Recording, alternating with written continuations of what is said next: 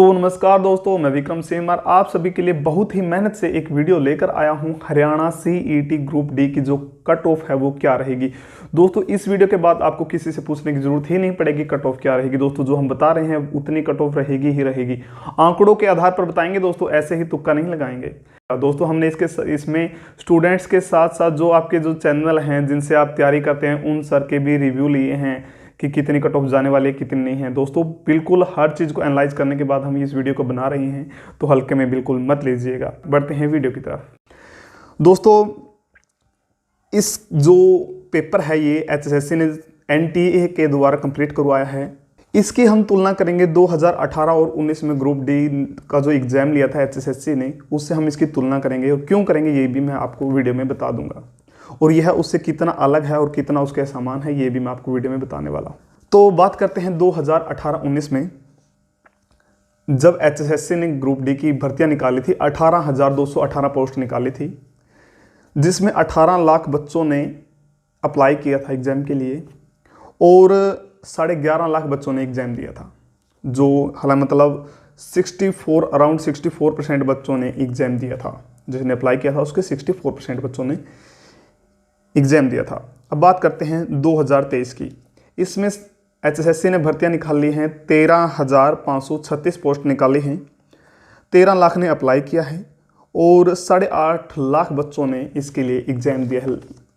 वही अराउंड 65% बच्चों ने एग्जाम दिया है। तो वही पहले 64 दिया था, अब 65 दिया, तो लगभग बराबर है। तो उस टाइम कट ऑफ क्या रही थी, आज कट ऑफ क्या रहेगी, उसमें दोस्तों मैं बता देता हूं कि जो 2018-19 में एचएसएससी ने एग्जाम कंडक्ट करवाया था और उसके बाद जो 2023 में करवाया है, कि उस टाइम से यहां तक जो बदलाव हुए हैं वो बता देता हूं मैं। पहला है जो 2018-19 का पेपर था वो दोस्तों बहुत ही टफ था। उससे करीब 5 से 6 नंबर हम बढ़ाने वाले हैं हर एक लिस्ट में। तो दोस्तों पहले बता देते हैं कि जो जर्नल है, जो जर्नल की लिस्ट लगी थी, जो कट ऑफ लिस्ट थी वो थी 69। 2018 में जिसके 69 नंबर थे जनरल में, उसने पेपर को पास कर लिया था और वो ज्वाइन हो गया था। 68 पर इसकी वेटिंग लिस्ट लगी थी।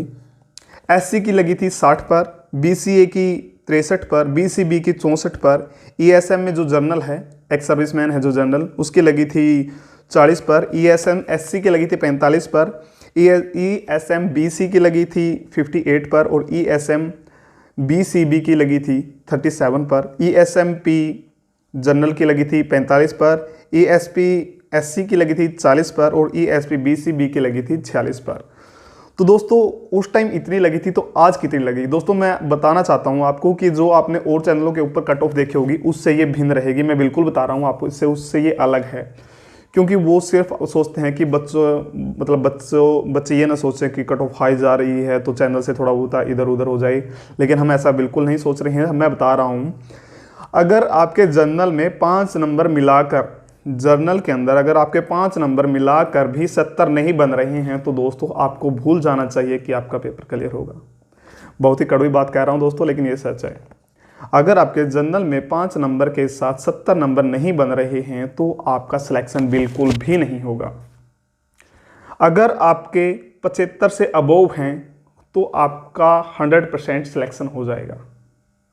यानी 70 से 75 वाले वो हैं जिनके बारे में कह सकते हैं कि होगा या नहीं होगा, और 75 से जो अबोव हैं उनका 100% होगा। 75 से ऊपर नहीं जाएगी और 70 से नीचे नहीं जाएगी।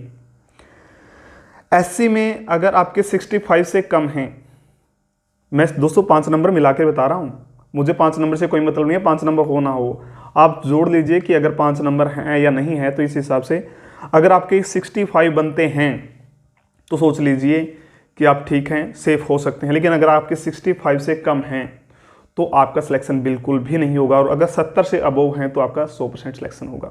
65 से नीचे हैं तो भूल जाइए दोस्तों। अगर आप बीसीए में हैं तो 68 से 70 पर आपकी लिस्ट जाएगी कम से कम। दोस्तों हम कम से कम जरूर बताएंगे आपको, कम से कम 68 से 70 जाएगी। अगर 68 से भी कम है तो भूल जाइए आप। बीसीबी की अगर 70 से कम है तो आप भी भूल जाइए। 70, 69, 70, ठीक है ना। अगर 65 से नीचे है तो फिर तो आप बिल्कुल भूल जाइए बीसीबी में, ठीक है। ईएसएम जनरल में आपके कम से कम 44, 45 मस्ट हैं दोस्तों।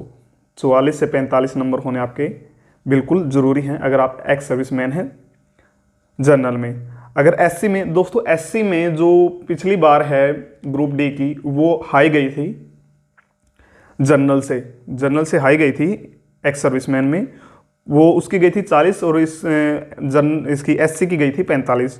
तो 48 से 50 नंबर आपको एससी में चाहिए होंगे एक्स सर्विसमैन में। दोस्तों बीच में कॉलम छूट गया है ईडब्ल्यूएस का। आप सोच रहे होंगे कुछ बच्चे कि हमने ईडब्ल्यूएस से अप्लाई किया था। अगर आपने ईडब्ल्यूएस से अप्लाई किया है तो ज़्यादा फर्क नहीं रहेगा, एक से 2 नंबर, मैक्सिमम 2 नंबर का ही फर्क रहता है, बस 1 से 2 नंबर का ही। इसमें मैं आपको 75 बोल रहा हूँ तो आप 73 74 समझ सकते हैं, मिनिमम इतना चाहिए होगा। उसके बाद बात करते हैं BCA की। ESM में एक्स सर्विसमैन में जो BCA हैं वो सोच लीजिए आपके 62 63 नंबर आपको मस्ट हैं। BCB में एक्स सर्विसमैन में जो BCB है उनके 40+ नंबर होने आवश्यक हैं। अगर 40 से कम है तो आप भूल सकते हैं इस पेपर को। इसमें ESP में जर्नल के 50 नंबर मस्ट हैं और SC के 45 और ESP में जो BCB हैं उनके 50+ नंबर होने आवश्यक हैं। दोस्तों आंसर की ज़्यादा टाइम नहीं लगाएगी, आपको बताना चाहता हूँ कि नवंबर महीने के करीब पहले हफ्ते में ही आपके आंसर की आ जाएगी। और दोस्तों आपको रिजल्ट के बारे में बता देता हूँ। मेरे आंकड़ों के अनुसार जो रिजल्ट है आपका वो इसी साल आ लेगा। जी बिल्कुल, जिस तरह से HSSC ने 2019 में जो आने वाले इलेक्शन थे उनको देखते हुए तत्काल प्रभाव से जो रिजल्ट डिक्लेयर कर दिया था, तो तुरंत ये भी कर दिया जाएगा, ज़्यादा आपको इंतजार नहीं करना पड़ेगा दोस्तों। लेकिन एक थोड़ी सी सैड न्यूज़ मैं आपको देना चाहूँगा जो ज़रूरी है आपके लिए। 2019 में जो पेपर हुए थे, 2018-19 में बहुत ज़्यादा पेपर हुए थे। 2018 के दिसंबर में करीब HSSC ने 5 से 6 पेपर लिए थे। उसके बाद 2019 के शुरुआती महीनों में कुछ पेपर हुए और उसके बाद कोई भी पेपर नहीं हुआ। उसके बाद जो कोई अच्छी वैकेंसी हुई, इसको यही मान सकते हैं, या फिर एक आध पिछली जो अभी तक बाकी है, पेंडिंग है।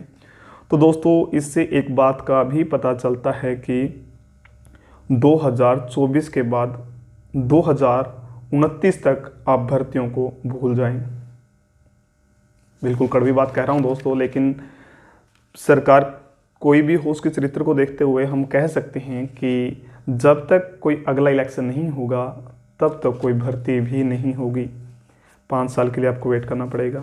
हमारे कुछ दोस्त हैं जो पहले से अभी तक तैयारी कर रहे हैं लेकिन उनको अभी तक सिलेक्शन नहीं मिली, तो कह सकते हैं कि यह है उनका अंतिम चांस था। बोल कड़वा जरूर है दोस्तों लेकिन सच्चा है। वीडियो आपको कैसी लगी कमेंट बॉक्स में ज़रूर बताइएगा।